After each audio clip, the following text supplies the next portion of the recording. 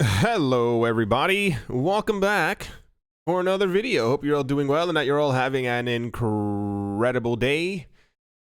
To start things off, TRON's networks partnership with the technological giant Samsung appears to be expanding just 2 months after announcing on the initial deal to be integrated on the latter's blockchain key store. Samsung has added support for 3 new TRON-based dApps, decentralized applications, for its Galaxy S10 phone. According to a recent Korean report, 3 of TRON's based decentralized applications will be available on the best-selling smartphone launched by the tech giant. We don't know if that's true, such as the flagship Galaxy S10. 2 of the new app additions are dubbed Super Player and Blockchain Cuties. The latter is one of the most popular games among Samsung users as a fantasy-based collectible blockchain game. Before inducting those games, Samsung already had numerous similar based dApps. One was Dozer Bird, Dark Town, Link's Puzzle, and Crypto Fishing. During the last days of October, the two companies announced the beginning of a new partnership, noting that TRON will be integrated with Samsung's blockchain key store. Following the announcement, developers using the platform can build applications running on TRON's blockchain, and users can access it from their devices. I want to say I'm shocked. I genuinely have a drop of goodness in my heart. I couldn't think of the other word as far as like good for them. Here's the actual article right here in Korean. I cannot read Korean, but I do see the word dApps, non-fungible tokens. I was looking for the word TRON, but you can see the actual icon for the, here we go. TRON, for the TRON dApps. Let's just say I am remotely surprised that news of a TRON partnership is actually real. And before you try and bite my head off, just remember the other 15 that weren't. Here's the article that it was referencing before from the 6th of November 2019 with the photos. And I now it's all coming back to me. I remember us getting information that people had not hacked the phone, but they were looking through the phone to see exactly what the new blockchain phone would actually support. And it says supported cryptocurrencies that someone found. It says Ethereum, Bitcoin, TRON. And I remembered it because I remember we went over what KLAY token was, Clayton. And none of us had ever heard from it. So I assumed it was another Tezos type thing where someone had made something themselves and they were trying to push it out there. Anyway, let's see how this bodes for them. I'm still slightly shocked, but I'm trying to finish this off in a very nice way. I've never spoken nice about TRON for this long, so that's great for them.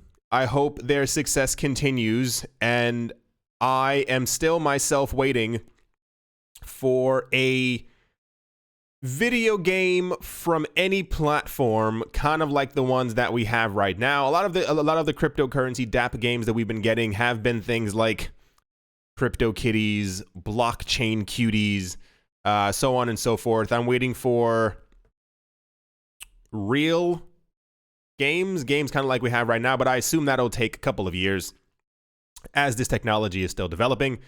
And while I'm on a good streak, let's move on.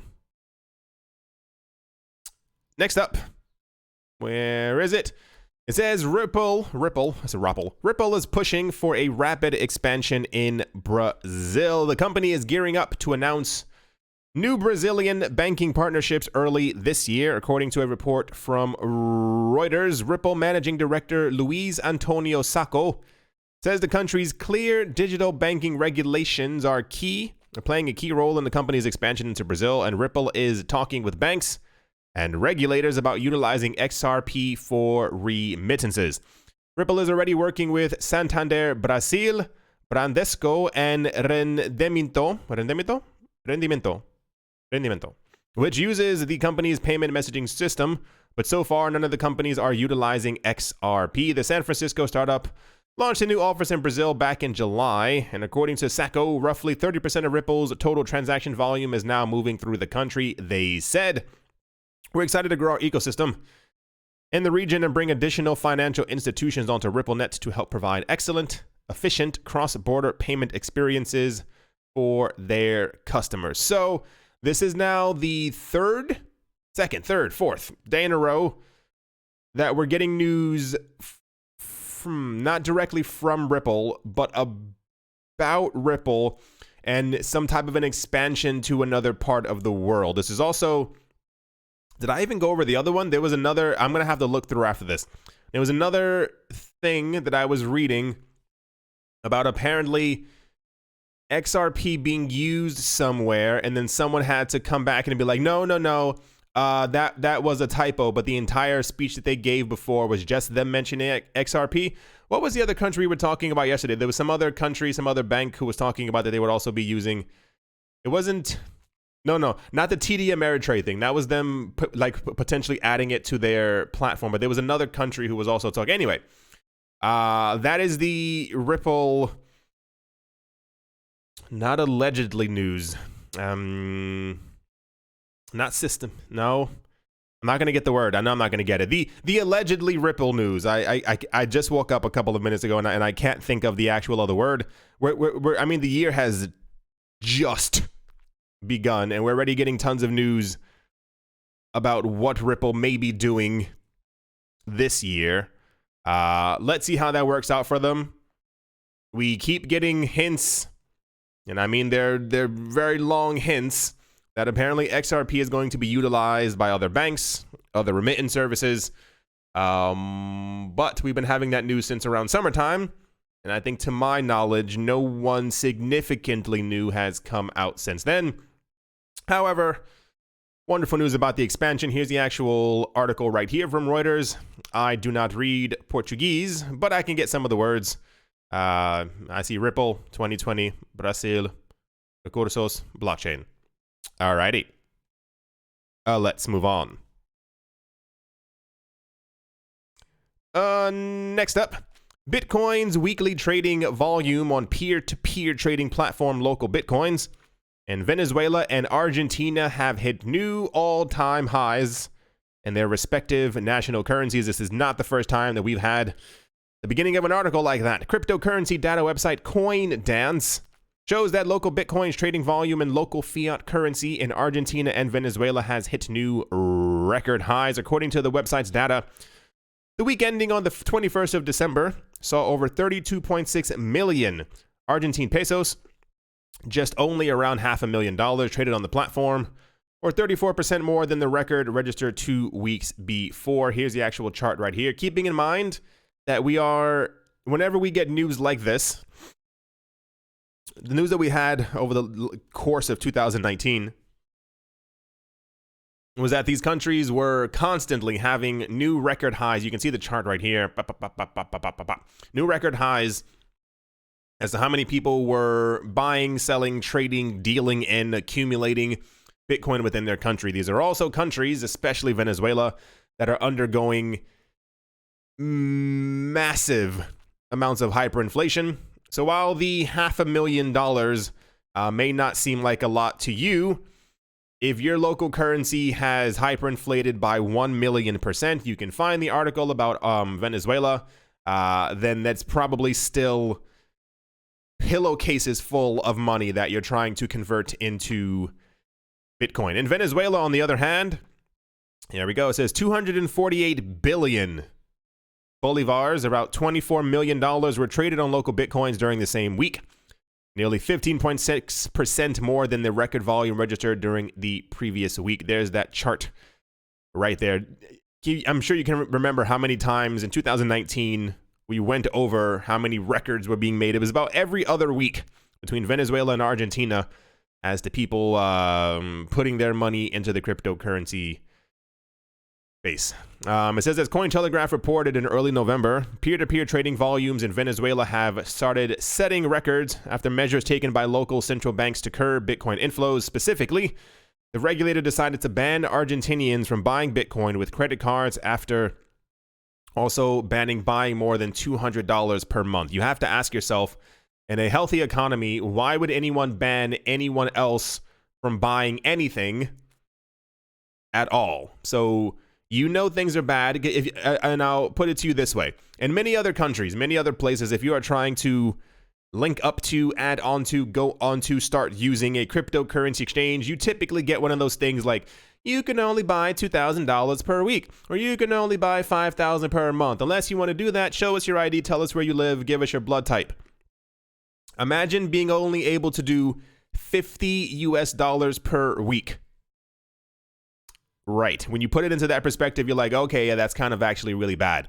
So it's another one of those situations, here's just my opinion, where I feel like there are people maybe in charge who realize the potential benefits that citizens could have by putting their money into cryptocurrencies. Imagine if you allowed or encouraged people to put their money into something that could potentially, Bitcoin even going sideways in price is doing better than the other local currencies. It just is. It just, mathematically it is.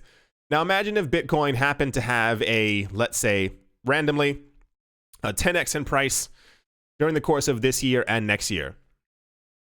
And the people who were able to put in $2,200 per month, whatever, $200 per month, ended up having $2,000. And that $2,000 is far beyond what they actually needed to be able to survive and live and prosper within their own respective countries. But I still believe this is going to happen. We're going to have a situation where cryptocurrencies citizens will be barred, banned, denied access to, and won't be able to buy, sell, trade, accumulate cryptocurrencies until prices are so high that it's almost not pointless for them to be able to buy in, but doing so won't have the same effect as if they could buy in right now. Just kind of how I feel from what I've been seeing. The countries who have been friendly to crypto have been overly friendly, and the countries who, it's terrible because they know that they could, whatever. I'm not going to get into it. It's just going to make me really angry. The point is, at least people within these countries are understanding the potential benefits of putting their money in something that won't hyperinflate and that won't go up by 1,000,000% hyperinflation over the course of a year, and that they could potentially make money from in the short term. Here's the actual information from CoinDance right here of the chart constantly popping up further and further. If you read the news and have been seeing what's been going on monetarily around the world, these things will not surprise you. There are a number of countries who are either talking about creating their own cryptocurrencies, already have their own, or are trying to stop their citizens from accumulating cryptocurrencies because they realize that it can be used during times of protest, and they're trying to nip that in the bud as quick as possible. What a time to be alive. All right, everybody, let's move on. Next up, United Nations Secretary General Antonio Guterres said the organization must embrace blockchain technology. According to a 28th of December Forbes post, Guterres believes that blockchain should be among the technologies used by the United Nations. He said, for the United Nations to deliver better on our mandate in the digital age, we need to embrace technologies like blockchain that can help accelerate the achievement of sustainable development goals. This is not the first time that Guterres spoke highly of the potential of blockchain technology, as Cointelegraph reported in July of last year, same time frame. At the time, he created a high-level panel on digital cooperation, which explicitly put blockchain technology on the agenda. In September 2018, he also spoke of how trust in national institutions among states and in a rule-based global order has declined, and how technologies, particularly blockchain, can help mitigate the issue. Still, he spoke less positively about cryptocurrencies. He said, organized criminal networks lurk on the dark web, profiting from encryption and near-anonymous cryptocurrency payments to traffic in people and illegal goods, end quote. For those of you who maybe a bit confused as to why they like blockchain more over cryptocurrencies. One of the main prospects, when I first, it was around 2015, 2016, maybe even the beginning of 2017, when Bitcoin's market was extremely lull. It was not moving. Many articles started to pop up of the benefits of blockchain. One of the main things that many banking institutions, the same exact banks who were buying Bitcoin during this time, kept on saying blockchain, not Bitcoin. But one of the more fascinating things that popped up from not so much the banks, because they're criminals, from the other organizations that were popping up was the idea that as we have only centralized governments, services, organizations, nations, if we had decentralized ones or ones that ran on blockchain, the amount of trust between countries would skyrocket. i.e., if you have a national database and they have a national database and they have a national database, you have no idea what's going on. If you say, I declare that on this day we will never do X, Y, and Z again. We are going to be a friendly country for all other countries, and we are going to work together with the UN, with the this letters and those people, and we're going to make sure that the world is a better place. And then 2.5 years later, someone finds something and they go, you didn't do what you said. And they go, no, that is a lie. Someone hacked our computers. We are still good and so. And then a year later, they're threatening other countries. You've seen the news. With blockchain, if you have a United Nation-y coalition thing going on and you all share the exact same technology on a blockchain-based system, and you all have a node and you all have multiple validators and you all have so, when something happens on the platform, on the network, every other country within this organization can see, then you are immediately held accountable. It, in a way, keeps people in check, or keeps interesting countries in check for what they may be trying to do. So this is the idea, is that in the future, if blockchain technology does take off, we won't have to trust other countries because the technology will do it for us. If someone does wrong, or if there is wrongdoing, we will be able to see so immediately. And that's kind of how that entire thing works. As far as cryptocurrencies, I'm not expecting any global leader, organization, nation, united, so blah, blah, blah, to embrace crypto anytime soon. They understand, and this is my opinion here. I feel like they see that cryptocurrencies aren't going anywhere anytime soon. I was just reading an article. It was written kind of, I think the word is funnily. That's not a word, but you get exactly what I'm talking about. And it was explaining the network effect of Bitcoin and Ethereum, how long they've been around, what they're doing, the amount of, the word isn't appreciation, the amount of adoption that they've received, and just how many companies and organizations are actually using them behind the scenes that we may not know about. As far as, like, we get news about the news. we get news about prices and UN and how this person hates it and this person so and so. There are hundreds, if not thousands, of companies using these technologies, blockchains, coins themselves. And it shows that the technology is probably not leaving anytime soon. The point being, we won't have any government outright talking about how much they love Bitcoin or Ethereum anytime soon. But blockchain for them is going to... I'm just going to continue on, because I have so many things in my head. You know what my problem is? I'm sure there's one person watching who was like, a lot. What my problem is when it comes to this space is I have so much to say, and I know that people like my long ranty videos, but they do become quite exhausting for me. Like I expel a lot of energy as I'm trying to talk about these things. There's so many things. I'm just gonna start making like random videos where I just go off on like really crazy rants about things that I saw like in one article, because it's so fascinating what this technology is, what it can do, what it implies for our future. We have... First, for those of you, I don't think I mentioned this in another video. It seems like I might have. If you have not already done so, if you have Netflix, There's a documentary called Unnatural Selection. Watch it.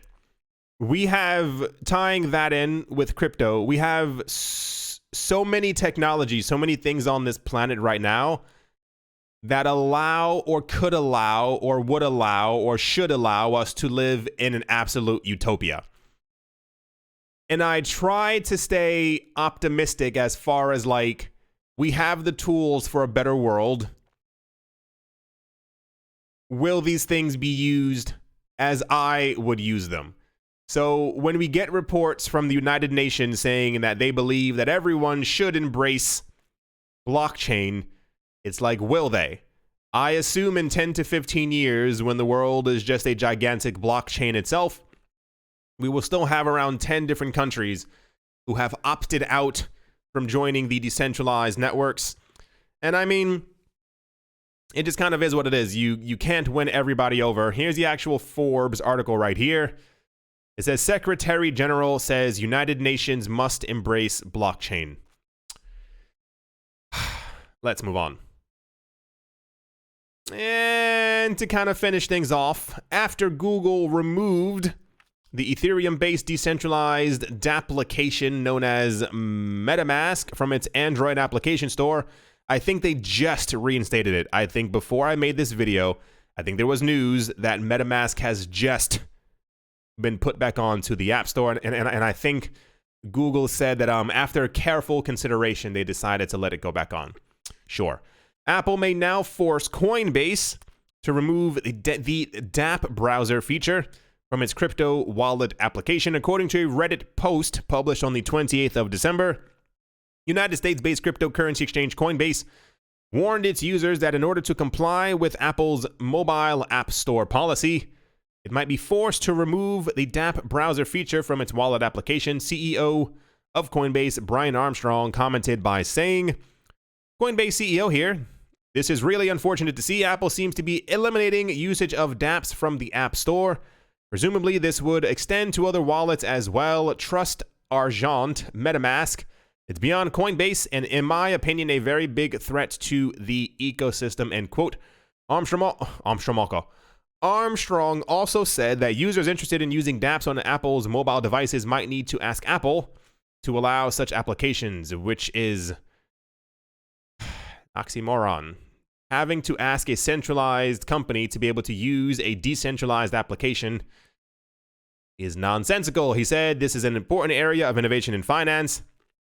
And many developers are early adopters of the technology, have millions of dollars worth of crypto. I didn't even feel like reading the rest of it. It's just nonsensical. Here's the actual Reddit post right here where someone took a screenshot of what they said they got from the actual mail place thingy.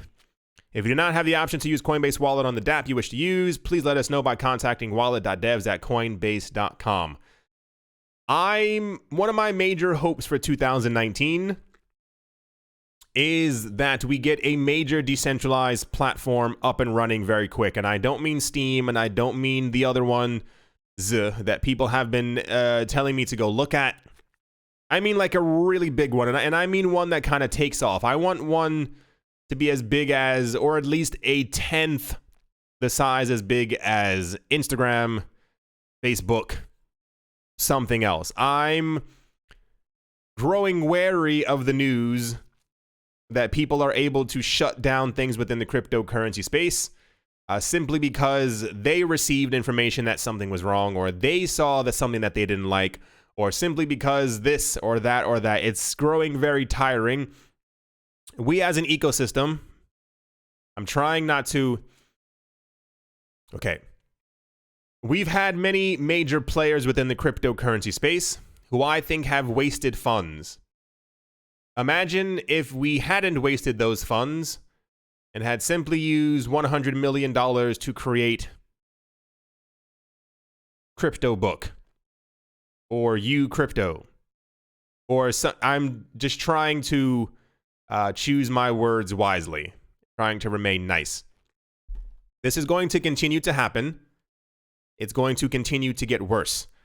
A lot of the main fear that I have, remember I was discussing the conversation that Andreas Antonopoulos was having about bankers And it was I think the main thing that came down to it was, if you're a banker, if you're in North America, I think if you're in Europe, he says you don't need Bitcoin. And people were like, what do you mean we don't need Bitcoin? Bitcoin's amazing. He said Bitcoin and decentralized cryptocurrency technologies are for people who live in countries who have 1,000,000% hyperinflation, who live in places where their governments have said, no, you can't read, no, you can't buy this, no, you can't do this, no, you cannot access this information. This is for them as a way to be able to, I don't want to use the word circumvent, but to find the freedom that they should have on a daily basis to get away from centralized systems.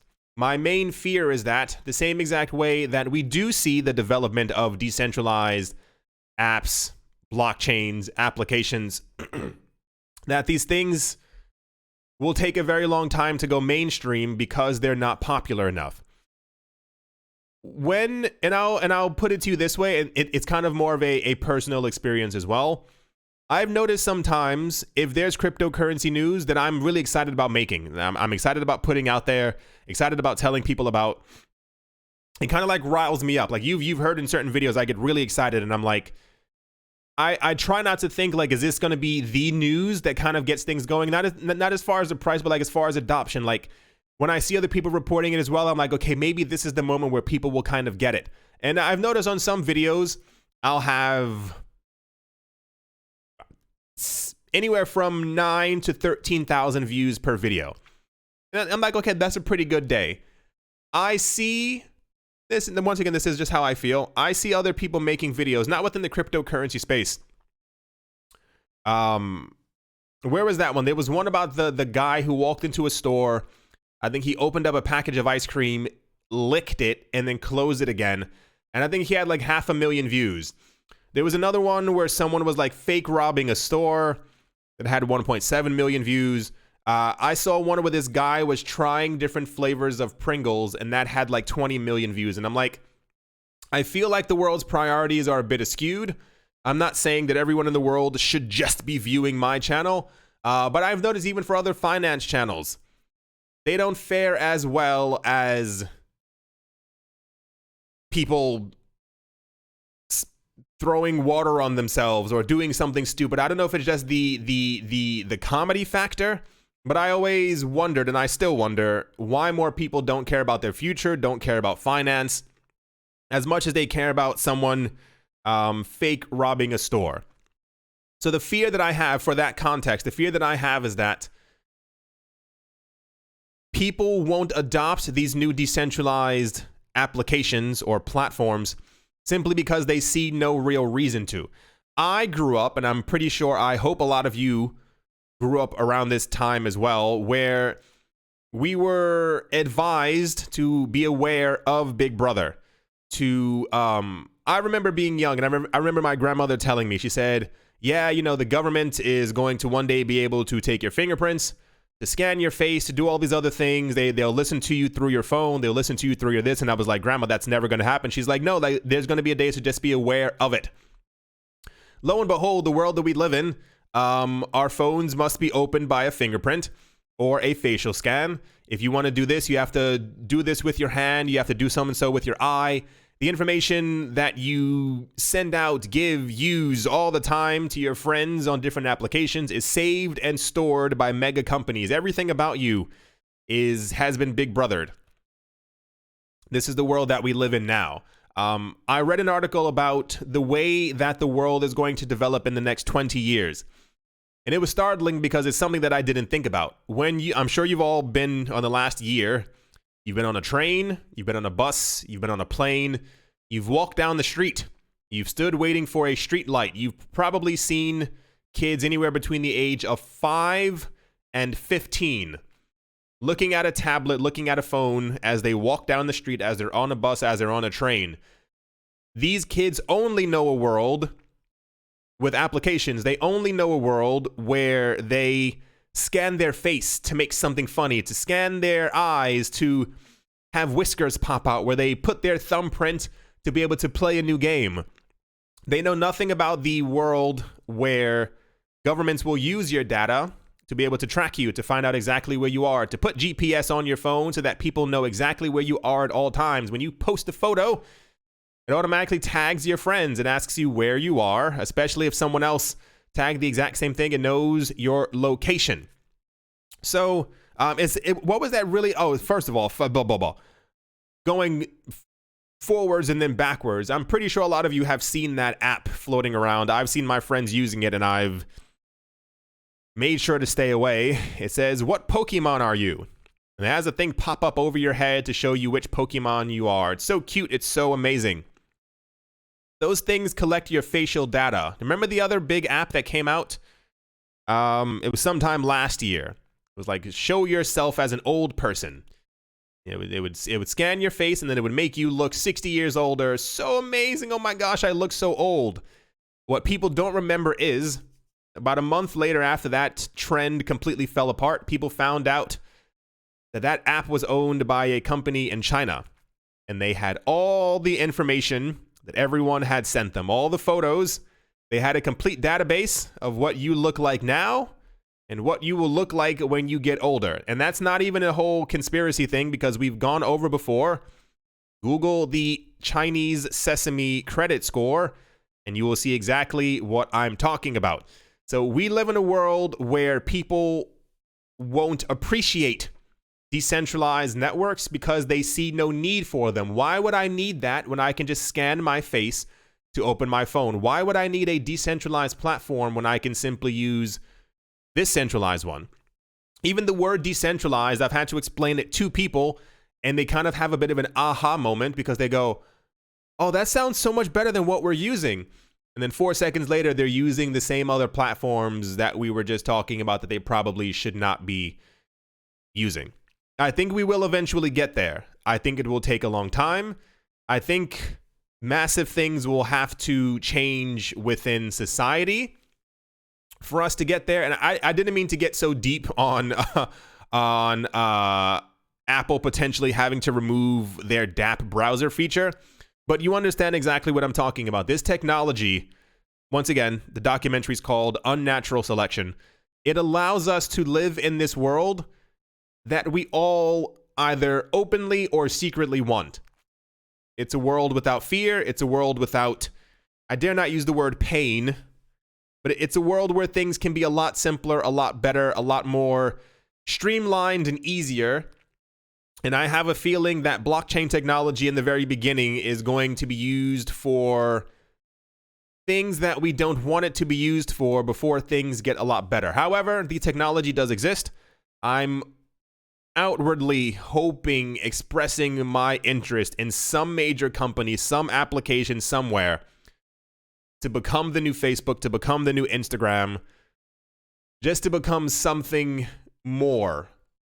Because in a world where Bitcoin, Ethereum, and XRP take over as decentralized, usable blockchain DLT applications, it's ridiculous that another centralized entity should be able to say, well, you're using these decentralized coins through this centralized app, and we don't care for this app, so now your money is gone, which is also another major thing that people have to pay attention to. When you download an app, just because you have your money on a decentralized blockchain, if your money is on that centralized app and that centralized app goes poof, your money is also gone. It's on the blockchain, it's still there, but you are now restricted from usage of that app, or that app simply disappears. And we had a lot of news about that in 2019, about apps simply disappearing, same as websites, same as companies who were issuing ICOs.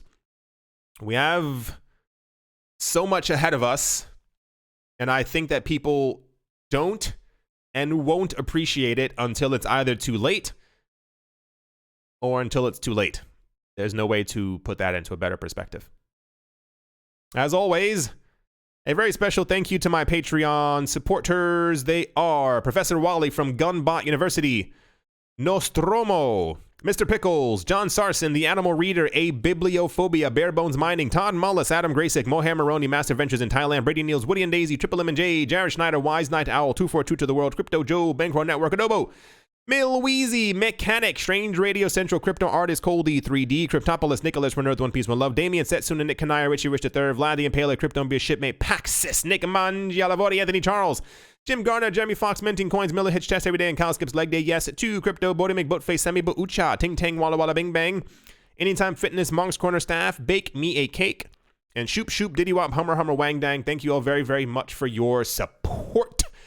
At the moment, the market's doing odd things. I don't know if you realized, the last couple of days we've seen very odd fluctuations around Bitcoin. Bitcoin is currently at 7,150 US dollars, and we constantly keep hitting up and down between 7,150 and 7,300 all the time, every couple of hours. I think even the chart yesterday, I don't know if you remember in the video, it was just a lot of spikes. There's a lot of fluctuations happening within the market. That means that people are actively trading within the market, but it seems like there is a bit of a, dare I say, tug of war going on. I have seen, it is only the second day of this year, an enormous amount of, not enormous, I'll say about 7 articles floating around talking about the prospects of where crypto is going to go this year. And you usually know what that means. It's where Bitcoin's price is going to go this year. And the stuff that I've been seeing has been talking about that Bitcoin is ready to make big moves. The first big move, they say, is going to be downward. It's going to be a downward dog, and it's going to be very dramatic, and it's going to scare a lot of people. A lot of people are thinking already, it's 2020. Let's get this show on the road. Bitcoin has to do very well. I saw a number of articles talking about that Bitcoin is heading towards 6,000. If it ends up hitting exactly 6,000, we could be on our way to 5,500. And people are waiting for that ultimate bottom where it hits that level and then kind of completely goes insane. So I myself, I'll tell you the truth, I'm not expecting a major price movement in the upcoming near future. Not at all. I think we're going to see these little mini fluctuations amongst all the coins. I think the coins will continue to follow Bitcoin. I think they have no choice at this point. I think Bitcoin's gravitational pull is so strong, I don't think they really have much of a choice. But for many traders out there, I think these fluctuations will be welcomed to them, as these are ways to make money on the little swing trades. However, I'm not expecting anything major, dare I say, until we start getting, once we start getting major news publications talking about Bitcoin's reward getting cut in half. I think that'll be the catalyst. I think normal people have to, okay, I'll say it. I discussed with a friend yesterday, and I don't, you ever have those moments where you message someone and like you read it back and you sound insane? I realized after I said it, I was like, oh gosh, I sound nuts. I'm seeing okay, listen. Okay, okay. In 2016, the cryptocurrency market was much like it was in 2019. It was very weird. There were some ups, there were some downs, but nothing really significant actually took place. We're kind of where we were before, if that makes a lot of sense. The beginning of 2017, the crypto market started out slow, started to pick up around 2-3 months in. But even before that, I remember there was so much news. How do I say this? I'll put it to you very bluntly. I started seeing a lot of things and people talking about these coins to get into. This is a brand new coin. You don't have to get into Bitcoin. This looks really cool. I'm making immediate returns. I heard through the cryptocurrency grapevine that there are a number of cryptocurrency projects, if you can call them that, that are popping up. That many people assume are allegedly scams because they look, smell, and talk like a scam. And they're actually, once again, so saith the internet, I saw this in an article, they're actually being promoted by people, listen to the sound of my voice, by people who promoted other scams, one major scam in 2017. And I see that history is not repeating itself, but history is rhyming. I'm noticing that there are a number of cryptocurrency projects that are popping up that are getting a lot of attention. One such one, which this is a pure do your own research kind of situation. People who promoted a major crypto scam in 2017 are now promoting another scam. And I'm not excited that they're promoting a scam. It's more so that I see the exact same pattern of what I saw before. When things like this begin to pop up, it shows that there's interest in the cryptocurrency space and people are looking for a place to put their money. I've seen people in the comment section before tell me that it's pointless for them to put their money into Bitcoin because it's impossible to have an entire Bitcoin. We spoke about crypto vanity before. That's an entirely different discussion. What ends up happening is that when people are looking for gains, when people are looking for ways to make money, to make profits, to be able to tell their friends, I made this money, money that's not very smart enters the market. Other coins start going up. Some of the major coins start going up, and it causes this run in the market like we saw in 2017. So I connected the dots myself. We'll see how this turns out. But a number of alleged scams are now popping back up. And one such one, the one that I was just talking about, if you heard the tone of my voice, if you were here in 2017, you should know exactly who I'm talking about. The owner and creator of said new crypto platform has apparently accumulated $36 million worth of Ether by telling people, give me your money and I'll make you more money. And people are once again falling for it. Why people continue to fall for Ponzi schemes and pyramid schemes, I'll never know. I assume it has to do with the, I want to make some money and this seems like a very easy way to do so. Do you remember in 2000, I believe it was the end of 2018, one of my good friends was scouring Instagram and he told me he used to like crypto pages. And he said he kept on being, I don't want to use the word advertised. He kept on seeing that there was one crypto page that he kept on getting, and it was constantly very beautiful women, all dolled up, saying, buy this coin. The other video would be 15 women in a hot tub.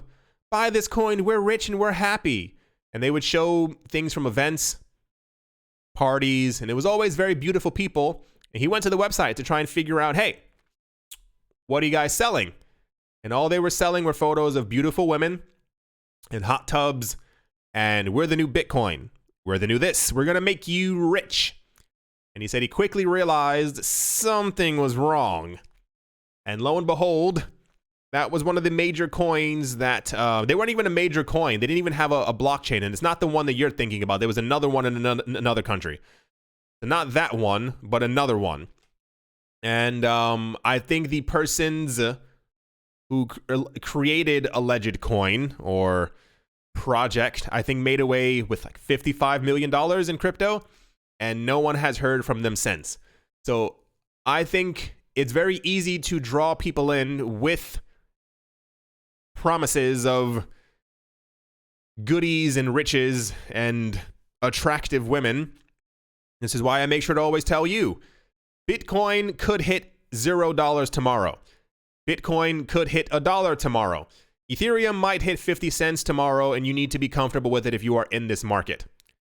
However, other people are always looking to scam, so I guess the point I'm trying to make is I'm seeing this pattern reemerge from 2016, 2017, and it makes me hopeful. Not for people being scammed, but I know what happens when things start moving in this direction. I hope you all enjoyed. I hope you all are having a great day, a great morning, a great afternoon, a great evening, wherever you are, wherever you might be. I do hope that it's absolutely fantastic. The future is bright, but also a little cloudy. Thank you all once again for watching and or listening. And I will most certainly be talking to you all soon. See you.